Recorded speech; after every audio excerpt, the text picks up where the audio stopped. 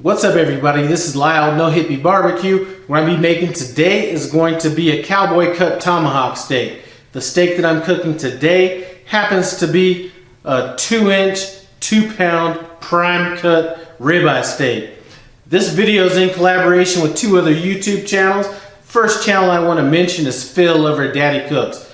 Phil has been a mentor to my channel for the last 3.5 to 4 years. The next channel, Daryl at Bad Beast Barbecue. Listen, if you want to look at some good barbecue, you gotta run by his channel and take a look at what he has. I'm gonna leave a link to both of those channels in the iCard above and description below. Now, as far as this cook goes, we're all gonna be cooking cowboy cut tomahawk steaks. We're all probably gonna be doing a little bit different. I happen to be doing mine on the Weber Kettle Grill. I'm also going to be using the Slow'N Sear attachment by Adrenaline Barbecue Company. And basically what we're going to be doing is a reverse sear on this steak. And we'll get to that a little bit down the road. As far as my seasoning goes, I'm going a little outside the box because I think that they're going to go a little more traditional. So I'm going to be using a homemade coffee rub recipe. I'm going to leave a link to that recipe in the iCard above and description below if you want to take a look at that. Anyway, I've already seasoned up my steak. I went pretty liberal since it's a thick cut steak. Take a look at what it looks like. Alright guys, so we are out at the Weber Kettle. I am using lump charcoal over here.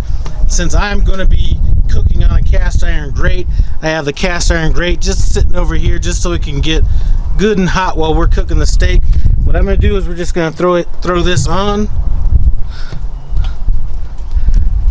And I'm going to go ahead and put my temperature probe in. And I'm going to be cooking this steak until we get to about 107 to 110 degrees internal temperature. What I will do, let's go ahead and scoot this a little bit over. I will have my vents over this steak, so any smoke that's captured will kind of come over this steak, giving us that flavor. So I want to apologize for all this wind out here, but we are right now at 107 degrees. I'm going to go ahead and remove this probe, take it off the grill, and I'm going to go ahead and let this set for about 10 minutes. While I go ahead, I'm going to leave the lid off of this grill just so these coals can kind of start getting to that searing temperature. I am going to go ahead and wipe that cast iron grate that I have over there down with a little bit of oil. Now that we've let these coals come up to temperature over about the last 10 minutes, let's go ahead and throw this steak on. Now I'm going for a kind of a medium rare, hopefully a little bit more on the rare side.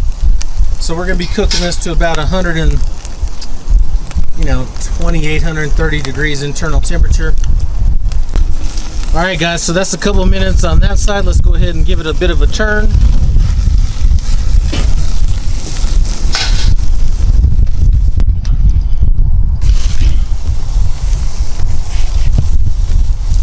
Okay, so I just probed this. It looks like we're at 129 degrees. I'm going to go ahead and pull this off now. Let's go ahead and let it rest, slice into it, see what we think. So we just pulled this off the grill at 127 degrees. What I'm going to do is I'm going to go ahead, and this doesn't have the sear I was looking for. I was hoping that those cast iron grates were going to give me a little bit of a better sear mark, but you know what? I think it's going to be cooked exactly the way I want. But while it's resting, I'm going to go ahead, I'm going to hit it with some of this black truffle oil while it's resting. So here's what we're looking like right here. It's about time to slice into this. Now, I'm a visual person. This didn't have the look particularly that I was going for. I was looking for something a little bit closer to this right here. But I'm sure that this is going to taste good. I'm going to go ahead and slice into this, see what it looks like.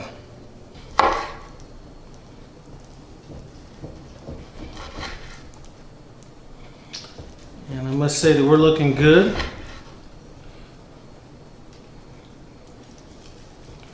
I'm going to finish slicing this up, bring you guys in so you can take a look.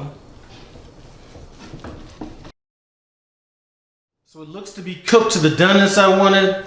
Doesn't necessarily have the appearance I was looking for. I think I might go without the cast iron grate next time, or maybe cook at a lower temperature, but you know what, none of this matters unless we taste it and it's good to go. So let's get in.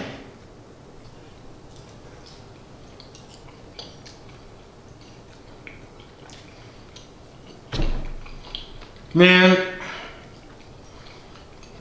that rub, nice earthy taste. Got that truffle oil, some of that flavor's coming through. I'm telling you, this may not have had the appearance I was looking for, but I'm telling you, as far as flavor goes, this is definitely on point. And you know what? I'm going to redeem myself. I'm going to do another one of these here really soon. Make sure I get that appearance that I was looking for, like in that picture I showed earlier. But anyway, run over, check out Daryl Bad Beast Barbecue. Run over, check out Daddy Cooks. Tell him No Hippie Barbecue said what's up. Thanks for stopping by No Hippie Barbecue. I appreciate it. Comment, subscribe, and I'm out.